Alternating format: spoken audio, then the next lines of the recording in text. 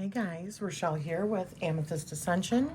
If you are new here, welcome, and if you are returning, thank you so much for joining me again. So today I'm going to be doing a hashtag. This one is called Consulting Crones, and this was started by the Consulting Crones channel, which is Debbie and Jen. So I will put Debbie from Kendra's Journey and Jen from... Oh my goodness. I can't remember the name of the Witchy Wisdom. I don't know. I'll put it down below. I am so sorry, Jen. My memory. Menopause fog. So we'll see if I can get through this. All right. The only reason I know Kendra's Journey is because it's on the paper in front of me. So, anywho. It is a total of 13 questions, which I thought is just absolutely beautiful for the Sacred Feminine. And so this is all about, like wisdom in your crone years and after years of practicing or whatever. There's good questions, so I'm just going to get started. So, question number 1, and while I do it, I'm going to do a walkthrough of this new deck that I got a couple weeks ago, Lumina Tarot, and what key experience has changed you as a spiritual practitioner thus far? What hasn't changed me? I think that everything that we do changes us. What key thing? I will say what I've been doing recently is like the past life stuff, okay? And I think that the past life stuff has given me a broader view of things, a much bird's eye view of what I believe life and the matrix and spirituality and all that. I think it's just broadened my view of myself and where I fit into all of that. So I would say that it's given me more like a bird's eye view. And it opened up a whole lot of other things while I was doing it. A whole lot of other like creations that I was making. So question number 2, how do you balance your magical practice with your everyday mundane life?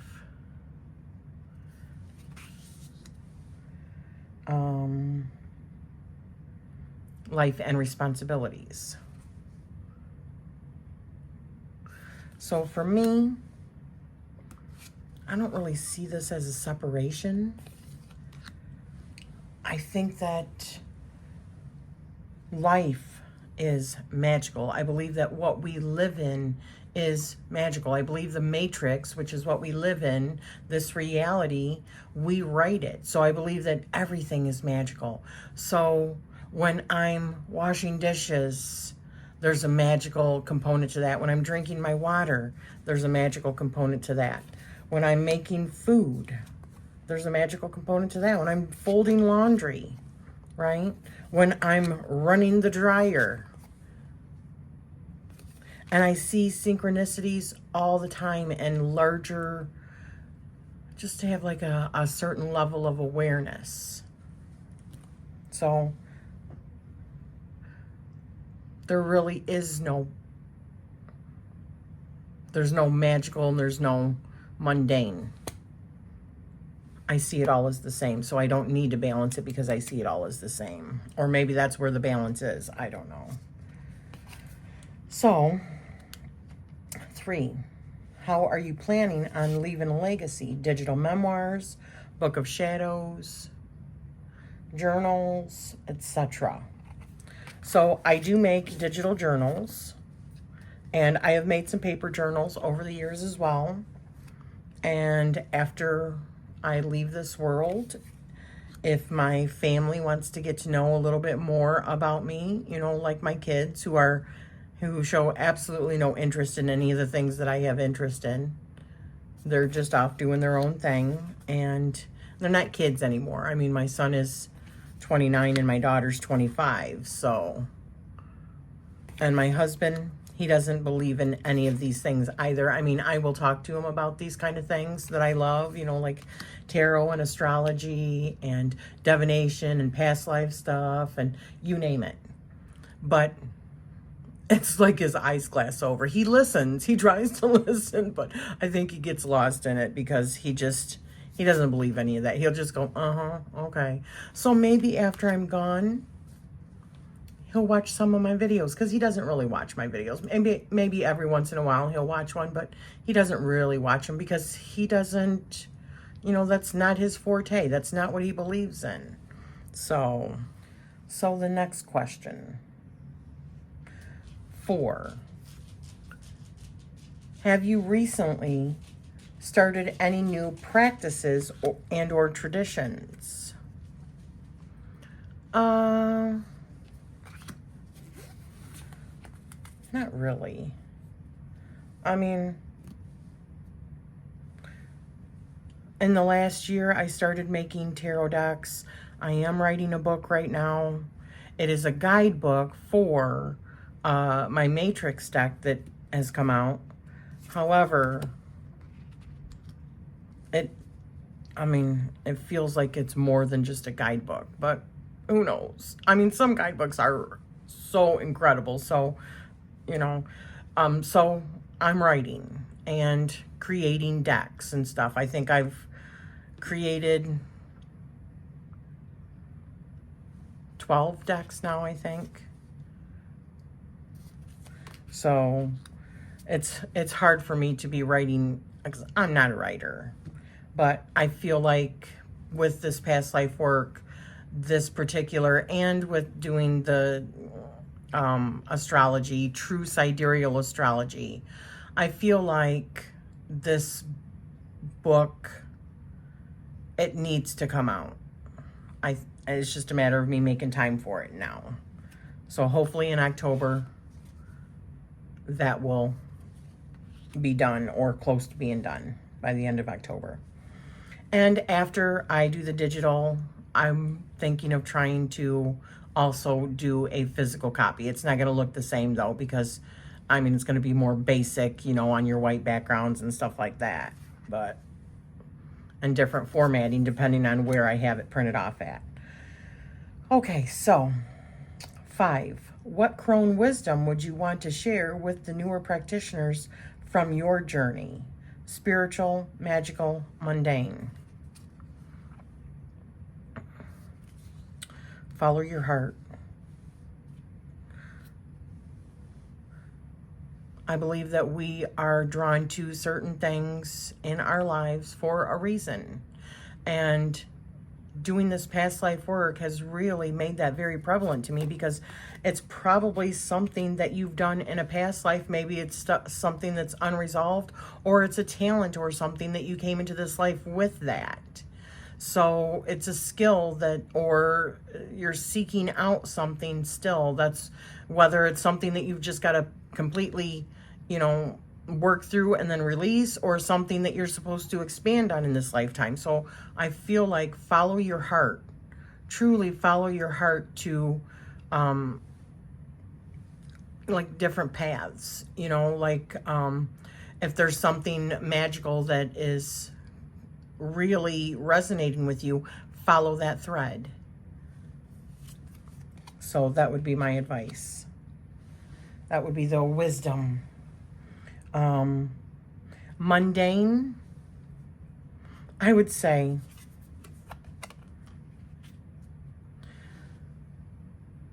love yourself. Accept yourself as you are. Don't try to live up to anybody else's expectations. And be kind to yourself. You know, we all make mistakes. We all learn from them. Okay, sorry, I got a call that came in. So yeah, just pretty much love yourself, accept yourself, be kind to yourself, you know, and practice self-care. That's what I would suggest, especially in this world that is so connected. Social media can be so difficult sometimes. So, and you know, just all the bad stuff that we hear and stuff. So sometimes, you know, remember your boundaries, and if you got to step away, and that's okay. Don't let anyone tell you that it's not okay. All right?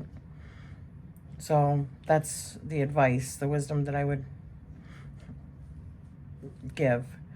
6, how has your view of self-care changed over the years?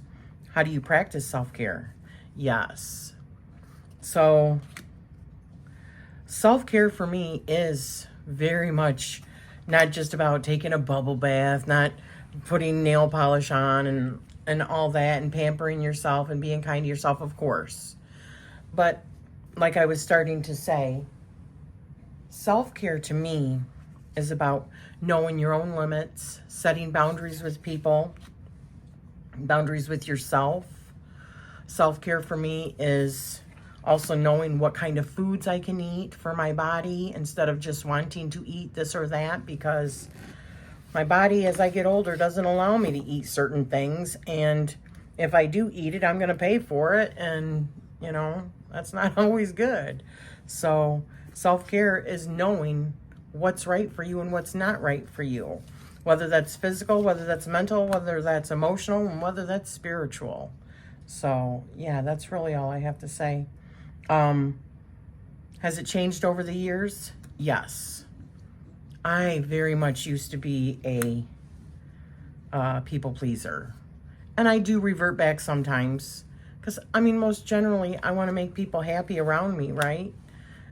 But when you do it at your own expense, that's when it becomes very unhealthy, right?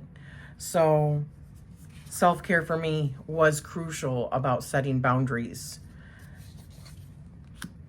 more so with myself than even with other people around me, saying what I'm willing to, you know, accept in relationships, stuff like that, you know, knowing when to just bow out for a little while, that kind of stuff. 7, how has your practice helped you to navigate through the changes in your life, physical, mental, or magical? I think the practice in general, because I am a very avid, know thyself kind of person, I'm always doing some kind of work in order to better myself and know myself. That's because I think knowing thyself leads to being a better person, hopefully, right?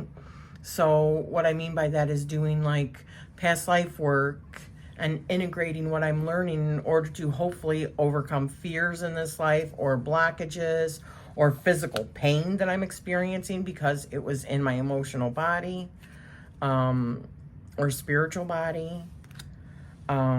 Doing shadow work and using different systems in order to, like astrology, not to become identified in them, but to use them as a benefit to me in my spirituality. More or less just a certain level of awareness, right? That's what I feel like it is. It comes down to awareness. So that certain level of awareness has helped me through many things, because I can look beyond just myself. I can try to like remove myself and see a bigger picture kind of thing. It doesn't always work, but you know, we're all a work in progress kind of thing. So, but it has helped me. So 8, what does your seasonal practice look like, and has that changed over time? Honestly, I don't really have a seasonal practice. I just do what feels right at the time. You know, whatever I'm feeling, I want to experience my life in the most organic way. That's why I feel like we're here. And that's based off of my own personal beliefs of what I think that we are living in. And I try to be mindful of where I allow my thoughts to go. I'm not saying that I don't have negative thoughts. I do quite often, actually. But when I recognize that I'm doing that, like I said, the level of awareness, when I recognize that I am doing that, I'm like, knock your shit off, Rachele. Why are you even thinking about that? Why are you focusing on that? Focus on this. Let's be positive. Let's try to look at this through a different perspective, you know, and a lot of that comes into doing tarot and that kind of work, self-reflection. So I don't really do seasonal. I just do whatever feels right. If I'm cold, then I dress for the cold. If I'm warm, I dress for the warm, you know. I will use certain decks. If I'm feeling in a little bit darker mood, then I'll use darker decks. It doesn't have to be the dark time of the year. I do shadow work always, not just the dark time of the year. You know what I mean? So my seasonal, there is really no seasonal for me. Do you have any daily routines that help you stay interested and connected to the things and the people that you enjoy? Yeah, the love of tarot keeps bringing me back to Tarot Tube and Facebook, where I have lots of friends and people that I watch and I support and I feel their support. It's a beautiful thing. That camaraderie, that kind of full circle kind of relationships definitely helps keep me on track. Now, gratitude, of course, feeling grateful. I have a lot to feel grateful for. There's a lot of things that are crap in my life too, but I choose to focus on the things that are the most positive and try to stay as positive as I can so that my future is shaped by seeing opportunities rather than seeing things that I don't have, more or less, or things that I can't do. I don't ever want to be the victim of circumstance ever. I want to feel like I'm in control of my life, and the way that I feel like we do that, or that I do that, is by being very mindful. So, which I believe that's what witchcraft and spirituality is just a certain level of awareness and mindfulness. And then all the other stuff that goes along with it, the rituals and all that, that's all just icing on the cake kind of thing. That can deepen it, but I think ultimately it comes from each one of us. Our own intentions and our energy, our frequency. So, 10, have you noticed any ability shifts, better divination, magical results, clearer card readings, or lack thereof? I feel like I'm always getting more and more clarity. The more that I am aware, I'm getting confirmations all the time. Plus, I keep tools around me like tarot, like oracle decks that I have created and or that I have in my collection that can help me answer questions sometimes if I'm ever in doubt. You know, that also give me like a synchronicity. And, oh my gosh, I talk with, one of the other things that helps keep me happy really is the conversations that I have with certain people, my friends and stuff that are also Tarot Tube creators, and we just chat. We just video chat and just shoot the shit, sometimes for hours, sometimes for an hour, sometimes for 2 hours. They've gone much longer than that too. So that keeps me happy, you know, because I love that communication. Have you noticed any ability shifts? Yeah, I think we're always just getting better. As we work our skills, we're always just getting better.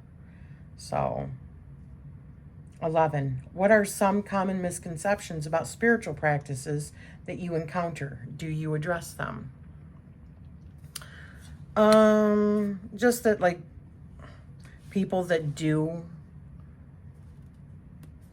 even like the new agey stuff. People have talked to, you know, the difference between new age and witchcraft and traditional witchcraft and folklore. Listen, New Age just means it's a revival of old stuff that's been used. Okay, crystals have been used for a long time. Candles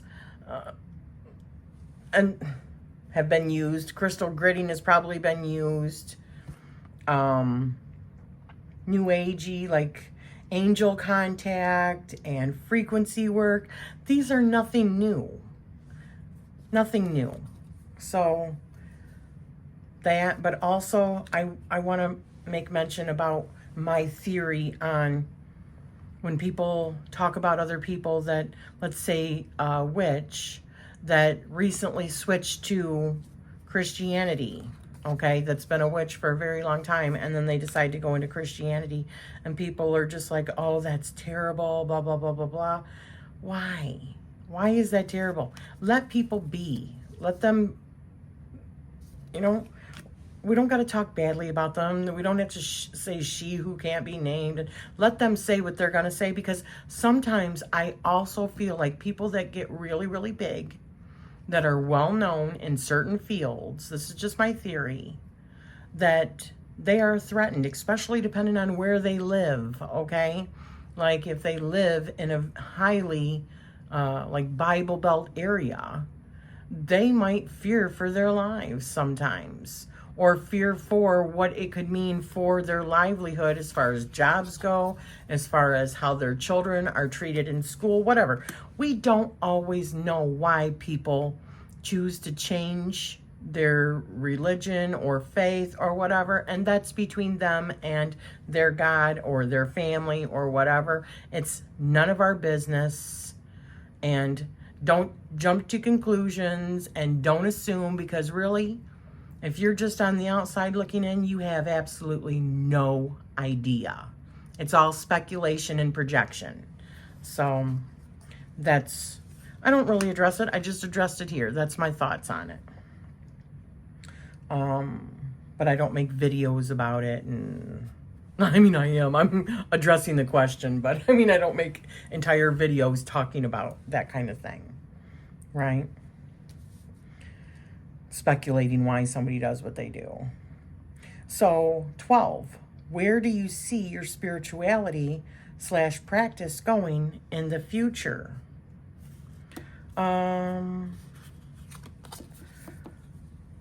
Still just more creating things is like breathing for me. I need to feel like I'm being productive in some kind of way. And I like to also share those things that I am making, if it's something that's shareable, like a deck. You know, I figure if I'm making something for me that I can use in my practice, why not make it where other people can use it in their practice too? Because if I found a way to use it in my own practice, somebody else might find a way to use it in theirs. So, oh my gosh, that card is so gorgeous. So, just continuing to create, and I just don't see that changing anytime, and continuing to do readings for people and do astrology. I have been getting tons of astrology charts, people ordering astrology charts, which is wonderful. I love spreading the truth about true sidereal astrology, and whatever you do with that, whether you want to stay with your Western astrology, that's perfectly fine. That is perfectly fine. But also knowing the truth of what was really in the sky when you were born, that's really what I want people to also know. So there's a lot of people that still do not know. And Western astrology is just like shoved down your throats because it's everywhere, right? It's in everything. Every month it's this and this and this, and it's all false. It's false. Or at least it's false because it's not accurate to what's in the sky, and the majority of people do not know that. If you know that and you choose to follow that, no shade. You do you. But for the people that don't know, I like sharing that information. So I also see more of that in my future.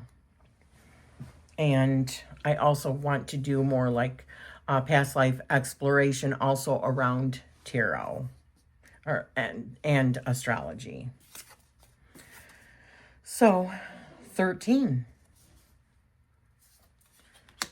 Last question. In becoming a crone, what are your dreams for the future?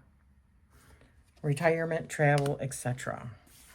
Well, I can't see myself ever retiring from doing this kind of work, because even though I do make some money from selling my creations and some money from doing charts and astrology and tarot readings.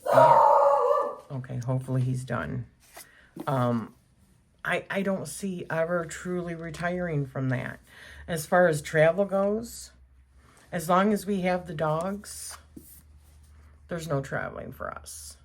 The thought of boarding our dogs, Sully is so attached to me. He literally doesn't leave the window. Even when I go for a couple of hours, he whines because he is so attached. Is that healthy? No, I'm sure it's not healthy, but I don't know how to change that.